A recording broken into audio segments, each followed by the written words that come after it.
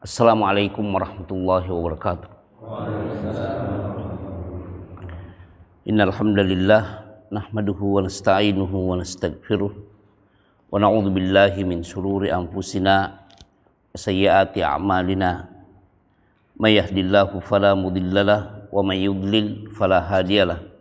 Wa asyhadu an la ilaha illallah wahdahu la syarikalah wa asyhadu anna Muhammadan abduhu wa rasuluh. Amma ba'd. Jemaah Ta'lim Masjid Al-Muqarrabin, kita lanjutkan pembahasan kitab Al-Adabul Mufrad dengan melanjutkan hadis yang ke-579, Pak ya. Ya, silakan.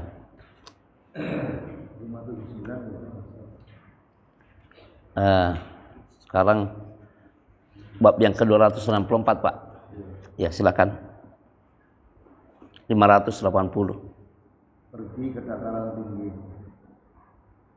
Muhammad bin As-Sabbah menceritakan kepada kami, ia berkata, Syarif menceritakan kepada kami dari Al-Mikdam bin Surah, dari ayahnya, ia berkata, aku bertanya kepada Aisyah tentang pergi menuju pedesaan.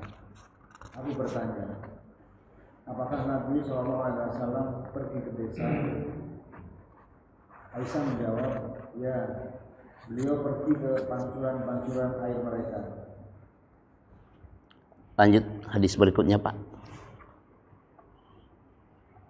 Abu Hafs bin Ali menceritakan kepada kami, ia berkata, Abu Asim menceritakan kepada kami dari Amr bin Wahab berkata, aku melihat Muhammad bin Abdullah bin Usaid bila mana berkendaraan dalam keadaan berihram, ia melepas pakaiannya dari kedua bahunya dan meletakkannya pada kedua pahanya.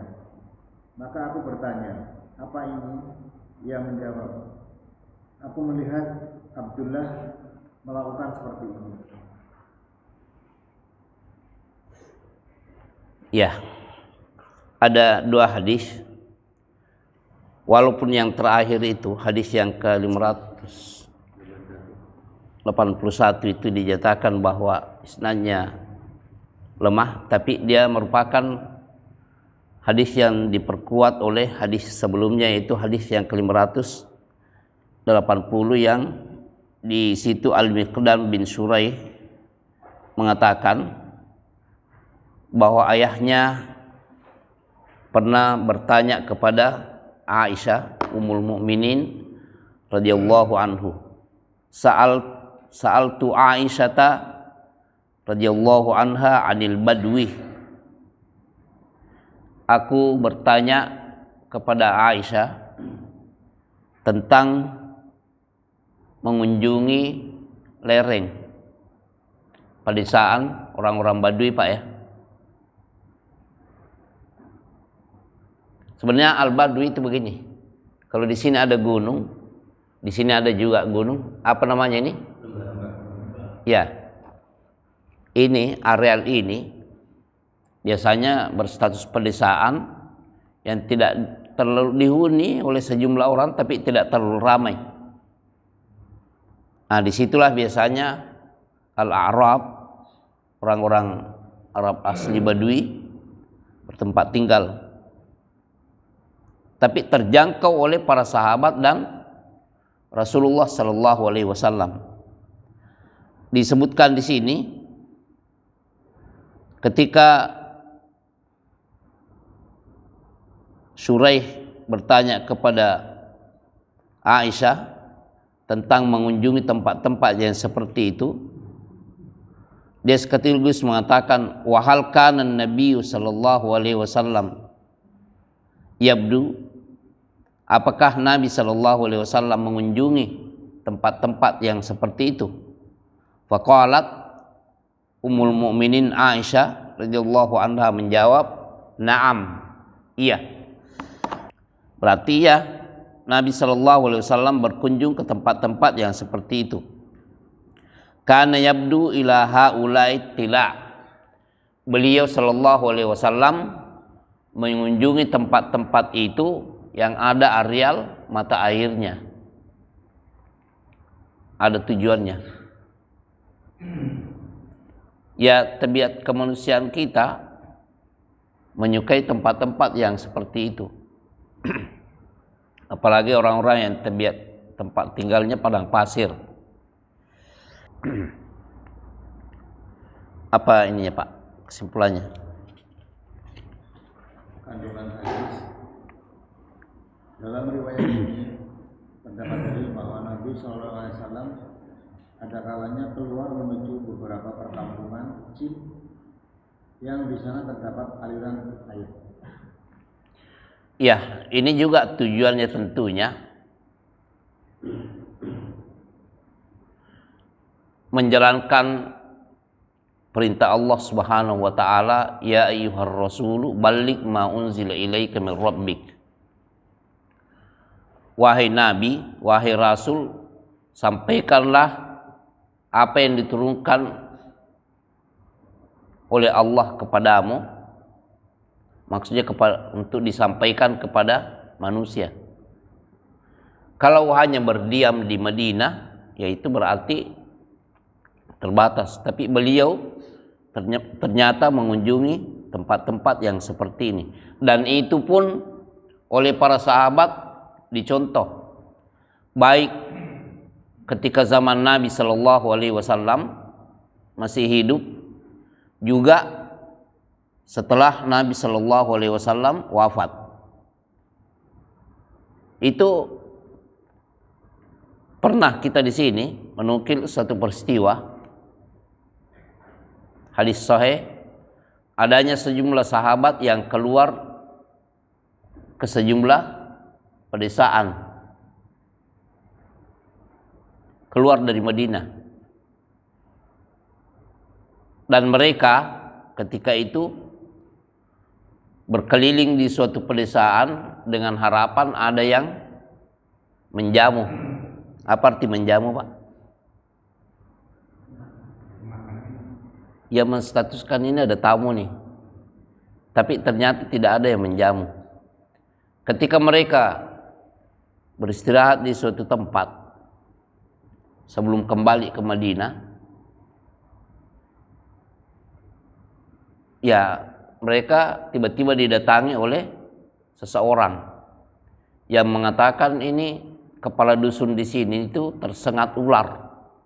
Dalam riwayat lain kalajengking. Sering kami sampaikan hadis ini. Apakah ada di antara kalian yang bisa mengobati?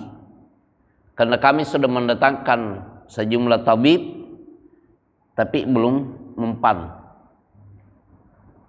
Akhirnya salah seorang di antara sahabat mengatakan, ya kami siap melakukan hal itu, tapi dari tadi kami mengelilingi perkampungan ini, berharap ada yang menjamu kami, tapi ternyata tidak ada. Ya, kalau Anda mengharapkan kami mengobati kepala dusun itu, ya kami berharap ada imbalan. Ya wajar ya kalau orang dalam perjalanan membutuhkan begini dan begitu, tapi tidak ada yang menjamu, ya akhirnya merasa diri diperlukan, ya dia persyaratkan seperti itu dan disetujui. Setelah datang, dia hanya sekedar membacakan surat Al-Fatihah, sembuh, dan kepala dusun langsung bangkit seakan-akan tidak ada kejadian sebelumnya. Akhirnya mereka mendapatkan sehalau kambing. Ketika hal ini ditanyakan kepada Rasulullah SAW, beliau membenarkan. Artinya kebiasaan-kebiasaan yang seperti ini itu dilakukan oleh Nabi SAW dan para sahabat. Jantum juga kan suka jalan-jalan kan? Suka ya? Ada yang suka jalan-jalan ke pantai, ada yang suka jalan-jalan ke puncak dan lain-lainnya. Ya, kita sebagai umat Nabi Muhammad SAW menyukai hal-hal yang seperti ini itu dengan batas syar'i juga. Kita tetap menunaikan sholat 5 waktu kita kalau dalam perjalanan. Begitu juga kesempatan untuk berkenalan dengan sejumlah manusia yang memiliki tabiat dan karakter yang berbeda-beda. Kalau mereka adalah kaum muslimin, kita menyapa dengan bahasa keislaman kita.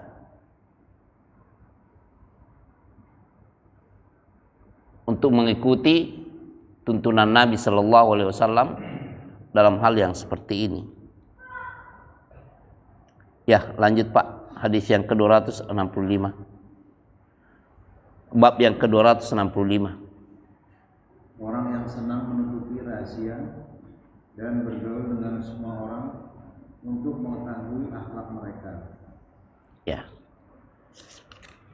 Abdullah bin Muhammad menceritakan kepada kami, ia berkata, Abdul Razak menceritakan kepada kami, ia berkata, Ma'mar mengabarkan kami, ia berkata, Muhammad bin Abdullah bin Abdurrahman bin Abdul Al-Qari mengabarkan kepadaku dari ayahnya bahwa suatu kali Umar dan seorang laki-laki dari kaum Ansor pernah duduk bersama. Lalu datanglah Abdurrahman bin Abdul Al-Qari dan duduk bersama keduanya.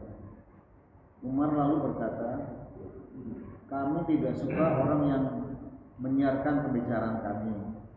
Abdurrahman berkata, aku tidak butuh bergabung dengan orang-orang seperti itu, wahai Amirul Mukminin. Lalu Umar berkata, baik, duduklah engkau bergabung bersama orang ini dan itu, dan janganlah engkau menyiarkan pembicaraan kami. Lalu Umar berkata kepada orang Ansor, siapakah orang yang engkau ketahui yang orang-orang mengatakan akan menjadi khalifah setelahku? Lalu Ansor itu menyebutkan sejumlah nama dari kaum Muhajirin kecuali Ali. Umar lalu berkata, mengapa mereka tidak menyebutkan Ali? Demi Allah, ini adalah orang yang paling pantas di antara mereka. Jika ia memimpin mereka, ia akan membawa mereka kepada jalan yang hak atau jalan yang benar. Ya, walaupun isnad hadis ini oleh sejumlah ulama dinyatakan ada masalah atau titik kelemahan, tapi seperti yang antum ketahui, Imam Al-Bukhari rahimahullahu taala termasuk ulama yang berpegang kepada hadis yang memiliki kelemahan namun terdukung maknanya oleh hadis-hadis sahih yang lainnya. Dan masalah ini sangat terkenal dalam kitab Kutubus Sirah. Peristiwa adanya Umar bin Khattab radhiyallahu anhu berungkap seperti itu.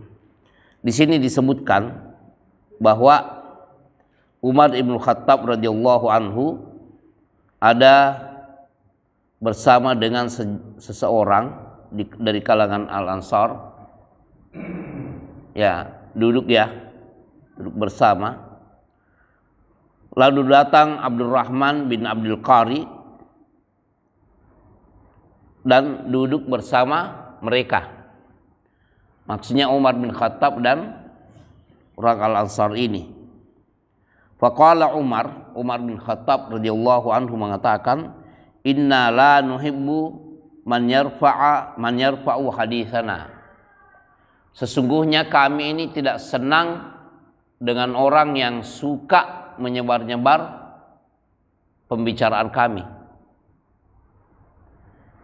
Ya, tentu kalau pembicaraan itu sesuatu yang marfu kepada Nabi Sallallahu Alaihi Wasallam itu merupakan hal yang wajib disiarkan atau disebarkan. Balighu anni walau ayah. Sampaikan, sebarluaskan dari aku walau satu ayat. Tapi yang dimaksud oleh Umar bin Khattab radhiyallahu anhu seperti yang disebutkan di sejumlah syarah itu, menyebar-nyebarkan ungkapan seseorang untuk menjadi polemik dan fitnah di antara mereka.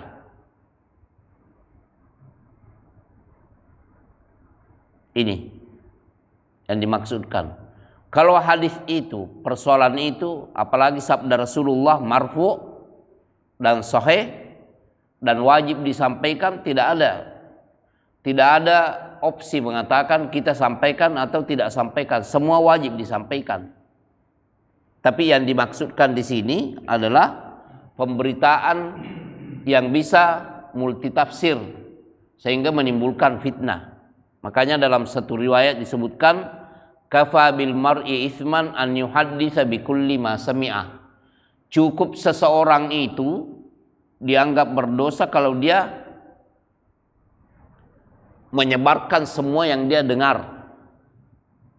Dan ini kaidah dalam kehidupan ini. Lihat, walaupun hadisnya dinyatakan ada titik kelemahannya, Al-Imam Al-Bukhari ketika memuat hal ini tentu ada maksudnya, bahwa ini merupakan prinsip yang kokoh di dalam bermuamalah dalam tuntunan Nabi Shallallahu Alaihi Wasallam. Jangan semua pembicaraan yang kita dengar itu disebar sehingga menjadi polemik di antara kita, di antara manusia dan di antara kaum muslimin.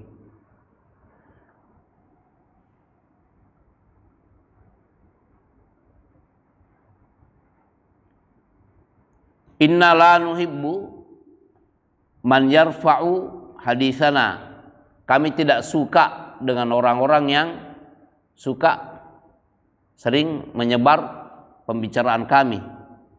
Faqala lahu Abdurrahman bin Abdul Qari mengatakan kepada Umar, lastu ujalisu ulaika ya Amirul Mu'minin. Wahai Amirul Mu'minin, khalifah ya, saya termasuk orang yang tidak suka duduk dengan orang-orang yang begitu. Tidak berteman dengan orang yang seperti itu, yang sering menyebar-nyebar pembicaraan di antara manusia. Apa istilah ininya Pak In? Kalau seseorang duduk dengan sejumlah orang, ketika dia duduk dia pergi ke tempat lain. Tadi saya mendengarkan ada pembicaraan begini. Nah, apa istilahnya ini Pak? Tapi gosip itu kalau ini kan sesuatu yang belum jelas ya. Dan biasanya gosip itu hubungan antara si A dengan si B ya. Gosip ya Pak ya? Apa kalau dalam penyiaran televisi apa namanya? Bukan, kalau mengisukan ada indikasi hubungan antara si A dengan si B. Entertainmentnya.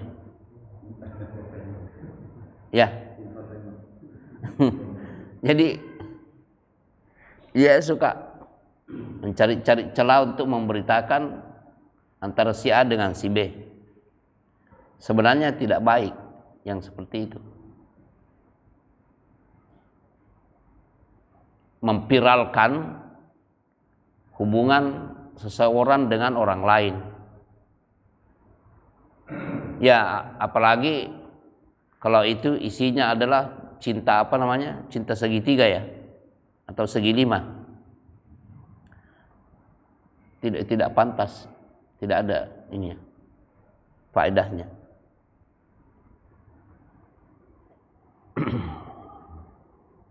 Lastu ujalisu ulaika ya Amirul Mu'minin.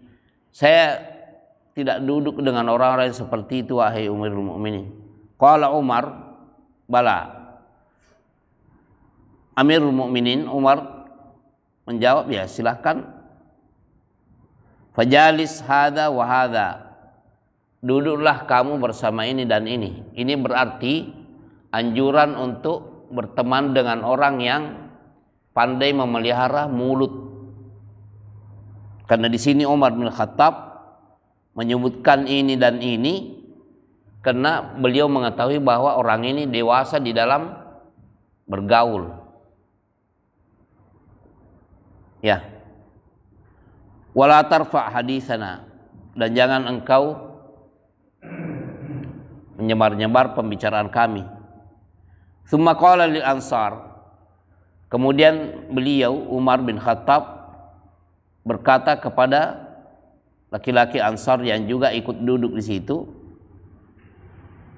man taran nasa yaquluna yakunul khalifatu ba'di, menurut pandangan Anda siapa yang lebih pantas menjadi khalifah setelah aku? Ini permasalahan yang pada dasarnya terkait dengan amanah dan kedudukan. Fa'addadal ansar rijalan minal muhajirin. Lihat, orang al-ansar ini menyebutkan sejumlah laki-laki dari kalangan muhajirin. Lihat ya, memang kalau menurut para ulama ahlus sunnah wal jamaah, tabaqat, tingkatan para sahabat itu selalu mengedepankan orang-orang muhajirin daripada orang-orang al-ansar. Apalagi ada sabda Rasulullah sallallahu alaihi wasallam yang disahihkan oleh para ulama, al-a'immatu min Quraisy. Para imam, pemimpin itu asalnya dari suku Quraisy. Dikedepankan karena secara nasab dan kedewasaan bukan berarti semua orang Quraisy begitu ya, karena ada juga yang tidak begitu. Apakah semua orang Quraisy beriman kepada Nabi Shallallahu Alaihi Wasallam? Nah, tapi ini merupakan keistimewaan kalau orang Quraisy itu beriman kepada beliau dan juga dikedepankan untuk menjadi pemimpin. Al-a'immatu min Quraisy, para pemimpin, para imam-imam itu dari kalangan Quraisy. Lihat, laki-laki dari Al-Ansar ini ketika ditanya siapa yang lebih pantas, dia menyebutkan sejumlah nama dari kalangan muhajirin. Karena memang para muhajirin itu dianggap lebih mulia daripada Al-Ansar. Bukan menyepelekan Al-Ansar, bukan. Antum lihat betapa banyaknya dari kalangan Al-Ansar juga yang ilmunya. Jabir bin Abdullah, kalau disebutkan sifat haji Nabi Sallallahu Alaihi Wasallam, tidak mungkin Jabir bin Abdullah Al-Ansari tidak tersebutkan, karena beliaulah yang paling komplit meriwayatkan tentang sifat haji Nabi Shallallahu Alaihi Wasallam. Mereka memiliki keistimewaan. Nah, di sini disebutkan lam yusammi Aliyan, tapi orang muhajirin ini tidak menyebutkan Ali bin Abi Thalib. Tapi kan memang sebenarnya secara ini riwayat juga urutan setelah Nabi Shallallahu Alaihi Wasallam itu kan Abu Bakar ya. Lalu setelah Abu Bakar ada Umar, dan sekian hadis yang marfu dari Nabi Shallallahu Alaihi Wasallam, dan ini sebagiannya diriwayatkan oleh Imam Ahmad bin Hambal dengan sanad yang dihasankan dan disahihkan oleh sejumlah ulama tentang Umar ini, bahwa Anda akan syahid. Artinya isyarat bahwa akan terjadi sesuatu yang menyebabkan kematiannya. Tapi Nabi Shallallahu Alaihi Wasallam juga pernah diperlihatkan kepada beliau sebuah istana di surga yang terbuat dari emas. Nabi Shallallahu Alaihi Wasallam bertanya, ini istana siapa yang terbuat dari emas ini? Dijawab oleh malaikat, itu milik seseorang dari Quraisy. Ya Quraisy kan banyak, termasuk Nabi kan, milik seorang dari Quraisy. Siapa dia? Disebut Umar bin Khattab radhiyallahu anhu. Ketika Nabi menyampaikan hal ini dan didengar oleh Umar, Umar bin Khattab menangis. Ya, ini bentuk kemuliaan. Tapi Nabi juga memberitakan bahwa kamu akan syahid. Ya, makanya ketika beliau mengimami sholat subuh dan ditusuk, itu orang Majusi ini, Abu Lu'lu itu, dalam suatu riwayat disebutkan dia mempergunakan senjata tajam yang dua begini nih, pegang begini. Artinya begini makan, begini juga makan. Makanya ketika beliau ini sudah diangkat, orang-orang sudah mulai selesai sholat, digantikan, dan sudah agak ini terang. Beliau radhiyallahu anhu sempat bertanya, siapa yang melakukan hal ini? Orang menunjukkan Abu Lu'lu, orang Majusi. Beliau mengucapkan, alhamdulillah, saya bersyukur kepada Allah karena yang membunuh saya ternyata bukan seorang Muslim. Dan beliau sempat mencoba minum, tapi apa yang beliau minum itu langsung kan terbuka ini. Diutus putra beliau Abdullah bin Umar, coba datang kepada Ummul Mukminin Aisyah, katakan Umar meminta izin untuk dikuburkan di samping Rasulullah dan sahabatnya yaitu Abu Bakar, dan Aisyah mengizinkan.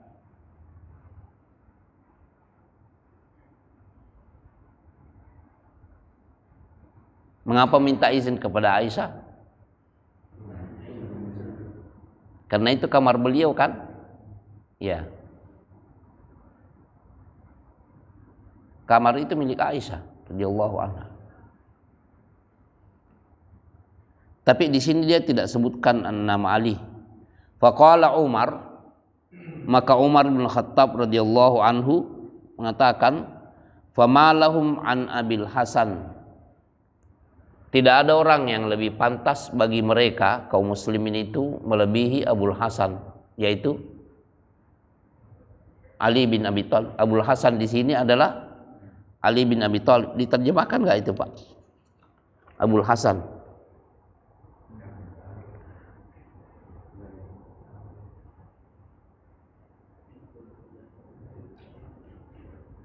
Dia adalah orangnya. Maksudnya Abul Hasan itu adalah Ali bin Abi Thalib. Kan ada Al Hasan kan? Ada Al Husain juga.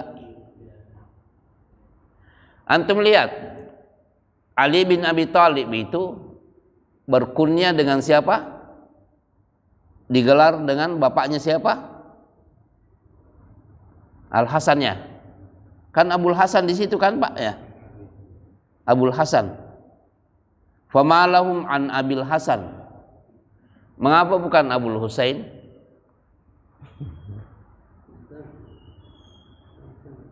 Kan bersaudara kan? Mengapa ini? Terus mengapa orang-orang, maaf kalau disinggung, mengapa orang-orang Syiah terlalu membesar-besarkan Al Husain? Sementara Ali bin Abi Thalib sendiri digelar dengan Abul Hasan. Misalnya dapat hadiah istri Dari rumah. Dari orang Persia. Iya. Jadi sebenarnya kalau mau ditelusuri, banyak tujuan-tujuan yang memang tidak benar. Utamanya kalau terkesan mengedepankan Al Husain terhadap Al Hasan.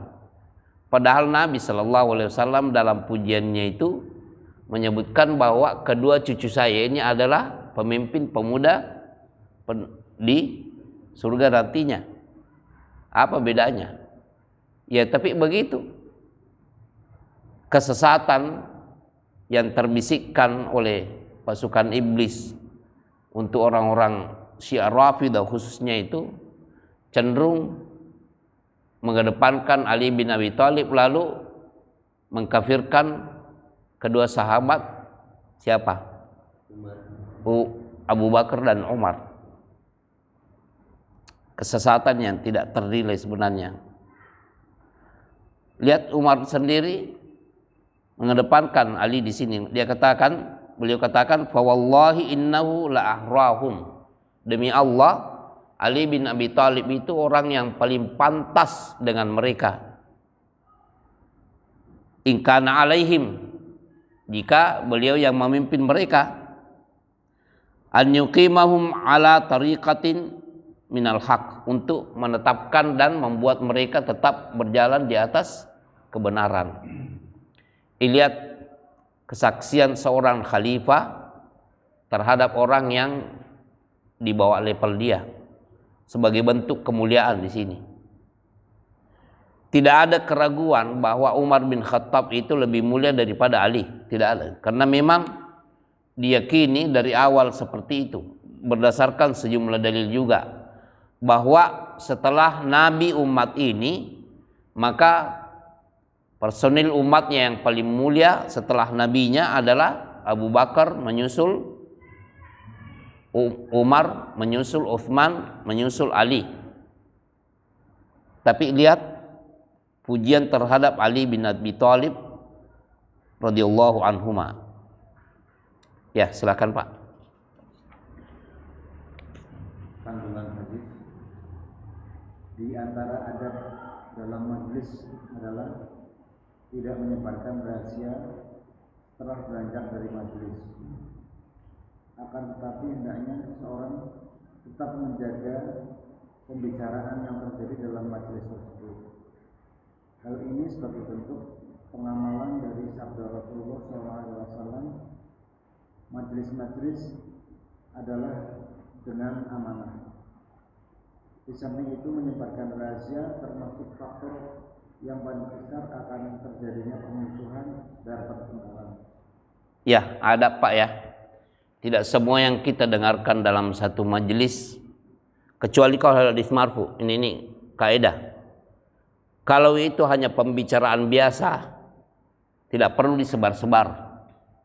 Tetapi kalau itu adalah hadis marfu, pembahasan bahwa Nabi pernah begini atau sahabat pernah begini, yang hukumnya marfu kepada Nabi Shallallahu Alaihi Wasallam, itu adalah ilmu yang wajib disampaikan.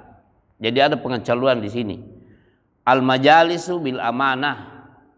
Yang namanya majelis itu disikapi dengan amanah. Termasuk amanah di sini, tidak semua pembicaraan kita. Begitu juga lamaran. Lamaran ya. Seumpama antum pernah menyaksikan lamaran, dan ini pernikahan belum, baru dilamar. Tidak perlu antum kesana kemari mengatakan tadi itu dilamar oleh ini. Nah makanya juga kalau melamar jangan terlalu lama setelah melamar itu, dengan terlalu berjarak antara lamaran dan akad nikah.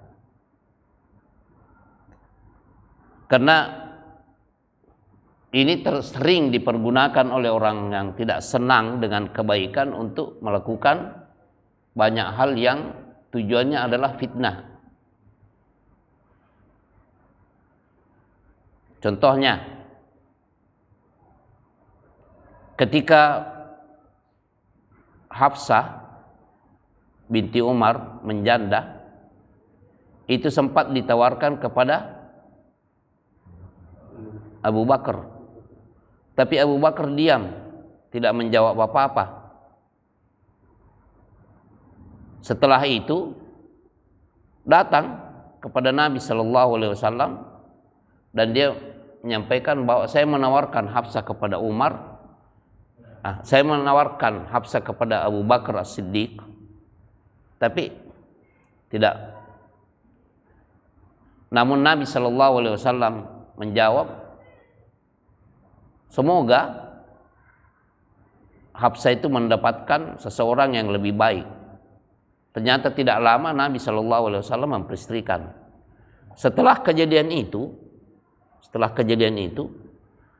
Abu Bakar As-Siddiq radhiyallahu anhu berkata kepada Umar, mungkin Anda merasa sesuatu ketika Anda menyodorkan Hafsah kepada saya dan saya tidak memberikan respon apa-apapun. Itu saya lakukan karena sebelumnya saya sudah mendengar Nabi Shallallahu Alaihi Wasallam menyebut-nyebutnya. Maksudnya ada kesan beliau ingin memperistrikan siapa?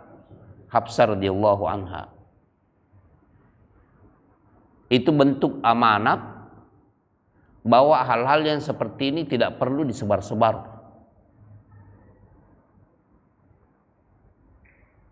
Ya. Yang kedua, Pak. Dalam hadis ini terdapat penjelasan tentang keutamaan Ali bin Abi Thalib radhiyallahu anhu. Ya, keistimewaan, Pak, ya. Subhanakallahumma bihamdika asyhadu an la ilaha illa anta astaghfiruka wa atubu ilaik. Assalamualaikum warahmatullahi wabarakatuh.